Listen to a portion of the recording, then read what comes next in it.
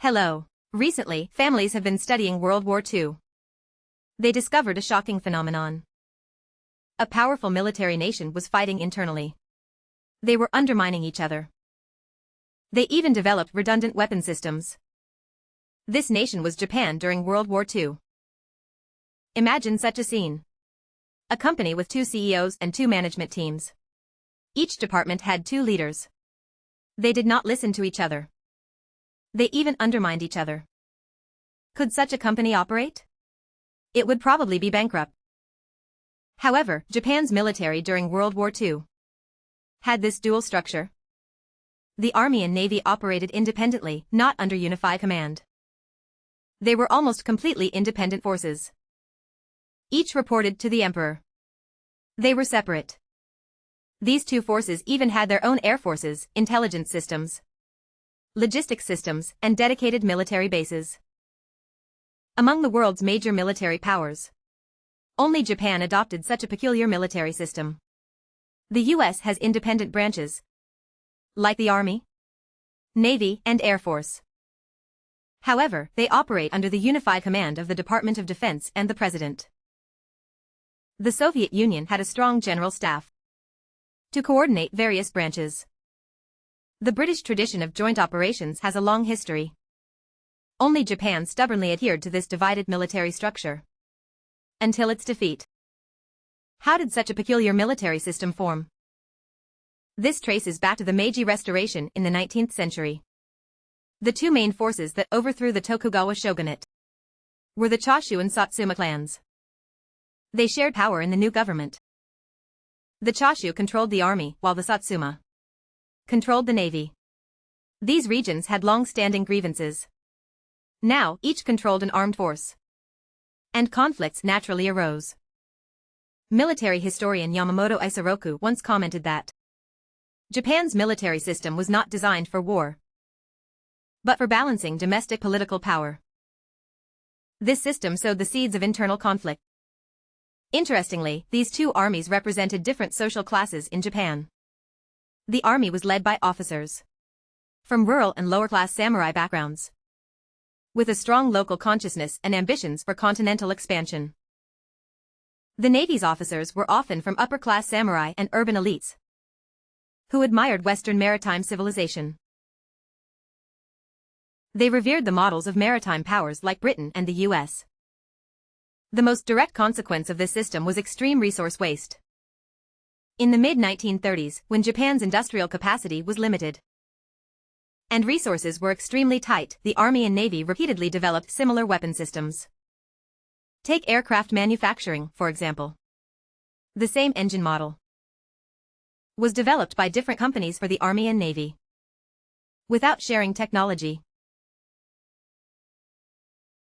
The famous Japanese military manufacturer Mitsubishi Heavy Industries had to establish completely separate production lines to produce aircraft for the Army and Navy.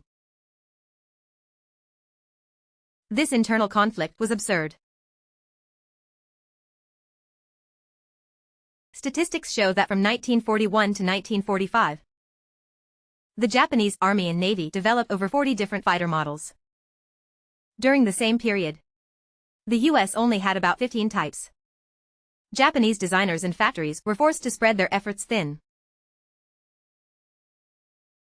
leading to inconsistent aircraft quality and low production rates.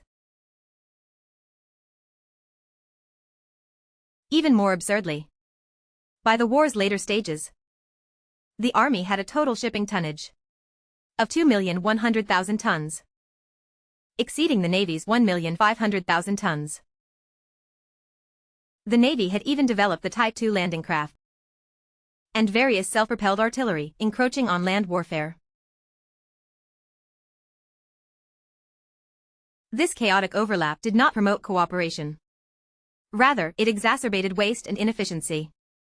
Internal conflicts were reflected not only in resource allocation, but also in fundamentally divergent strategic directions. Starting in the 1920s, the Japanese Army advocated a northern advance strategy. They viewed the Soviet Union as the main threat and believed they should expand northward. In contrast, the Navy insisted on a southern advance strategy. believing they should expand into Southeast Asia to secure strategic resources like oil and rubber. This disagreement was not mere academic debate. It directly impacted military resource allocation and strategic deployment. The consequences of this division were severe. Japan was unable to concentrate its strength on a clear strategic direction. Instead, it tried to satisfy two completely different strategic needs. Ultimately, it failed to do either well. Military historian Ishiwara Kanji pointed out that Japan's strategic failure in the Pacific War was not due to the army being too strong, but rather the inability to form a unified strategy. This division also led to a series of shocking events. In the 1904 Russo-Japanese War, the Japanese Navy refused to provide sufficient artillery support to the Army's assault on Port Arthur, resulting in heavy Army casualties. Ultimately, although they achieved victory, this unpleasant experience left deep scars between the two forces. Even more unbelievable, when the Japanese Army was severely defeated by Soviet forces in the 1939 Namenhen incident. There were rumors that some in the Navy secretly celebrated, believing this failure would weaken the Army's influence in military funding distribution. The plan to attack Pearl Harbor in 1941 was primarily led by the Navy. The Army was initially not very enthusiastic. In the Imperial Conference deciding to declare war on the United States, the tendency for the Army and Navy to fight independently was evident. There was a lack of a unified war plan. As the war progressed, this internal strife led to a fatal blow in the distribution of oil resources.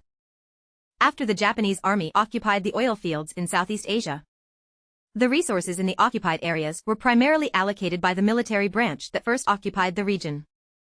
The Army occupied more land, thus monopolizing most of the oil resources, but failed to effectively distribute it to the Navy fleet that needed it more. This led to an absurd situation. In the crucial Battle of the Mariana Islands in 1944, a Japanese fleet was unable to engage due to a lack of fuel and could only watch from a distance. In the Battle of Leyte Gulf, the battleship Yamato, urgently dispatched from the mainland, was delayed in its mission due to fuel shortages. Military analyst Teng Yuanzhang commented that, at the most critical moment of the war, the main fleet of the Japanese Navy was immobilized by its own people. This is truly an unprecedented absurdity in military history.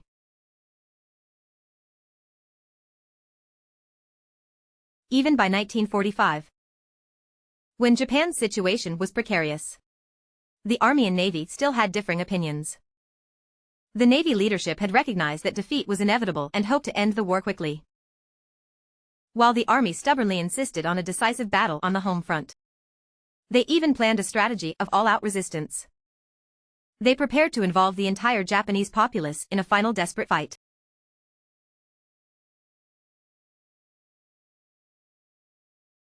Even after the atomic bombs were dropped on Hiroshima and Nagasaki, the military still failed to reach a consensus. Ultimately, it was only through the Emperor's intervention that the decision to accept the Allied conditions for surrender was made. The story of the split within Japan's military during World War II provides a vivid cautionary tale. It tells us that, even with excellent individual soldier quality, advanced weaponry, and a resilient national spirit, if there is a lack of unified command and cooperative combat capability, a nation's military strength will be significantly diminished. After the war, the U.S. military analyzed that if Japan could establish an effective joint combat system, its military strength could have increased by at least 30%. The course of the war could have been completely different. After World War II, Japan learned from its painful experiences. When reconstructing the self-defense forces in 1954, it emphasized unified command and cooperative combat. Modern Japan's self-defense forces, although divided into land, sea, and air departments, are all under the unified leadership of the Ministry of Defense, effectively avoiding the internal strife issues of World War II. Reflecting on this history, we must ask ourselves why a nation's military, which should serve as a steel wall to protect the country, became a factional struggle. Such internal strife not only consumed valuable national resources, but ultimately accelerated Japan's defeat. Japan's failure did not begin at Pearl Harbor, but on the day it established a divided military system. History gives us the most valuable lesson. We can learn from the mistakes of others. Whether in national construction or corporate management, a unified command system and an efficient collaboration mechanism are essential. Only with shared goals and internal unity can the strongest power be gathered. Thank you all for watching. If you enjoy this type of historical analysis, please like and follow WWII. Every week she brings you a different perspective on history.